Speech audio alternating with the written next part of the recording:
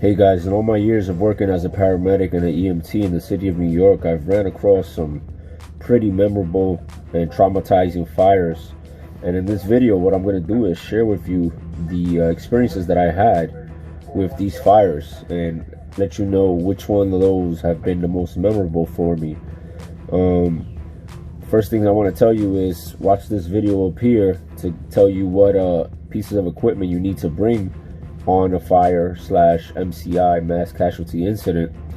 Next thing I want to tell you is the first fire that I remember was one that is etched in my brain forever, and this was one where the patient was dark skinned originally, but after the fire his skin was basically peeling off and he was crying for his mother, and his braids were burnt off of his head.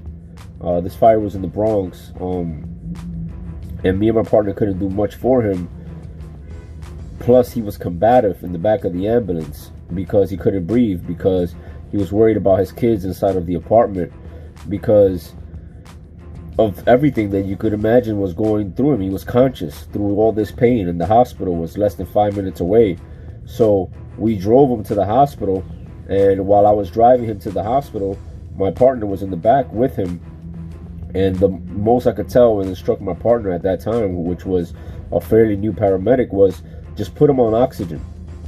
Start an IV, give him fluids. Let's give him pain management. But there was no time to do all of that because, one, the patient was combative. Two, the proximity to the hospital. And three, my partner at the time didn't have a full grasp of everything. And even if he was filled with experience, it was still a very difficult patient to deal with. So there was nothing against my partner for that instance. Another fire that I've been on, another memorable fire, was a female patient jumped out of a very high floor inside of a building complex that was suffering from a 5-alarm fire. And she basically was faced with the ultimatum of either jumping and taking a chance or staying and burning alive. And she took the chance. She jumped. We received her in cardiac arrest. And unfortunately, that day I was working on a BLS job, on a BLS ambulance. Even though I was a paramedic, I was doing overtime on a basic life support ambulance, and we transported this patient. I was in the back with her this time. I was not driving. And the only thing I could do is CPR and a BVM. But what she needed was oxygen straight to her lungs, ideally from being intubated. This is what I was thinking, but I was unable to intubate her, and I felt helpless. It felt horrible. It felt like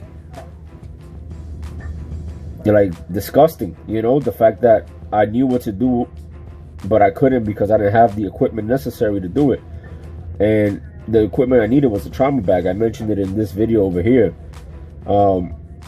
Yeah, so, you know, these calls, amongst other fires that I've been on, but those are the two that stuck with me the most, are calls that are chaotic.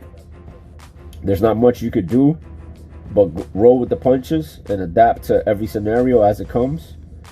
And a word of advice for when you go to these type of calls is, one, make sure you bring everything you need, and two, do what you can with what you're given, because, you know, a lot of the things that happen on the street are not what you read in the textbook.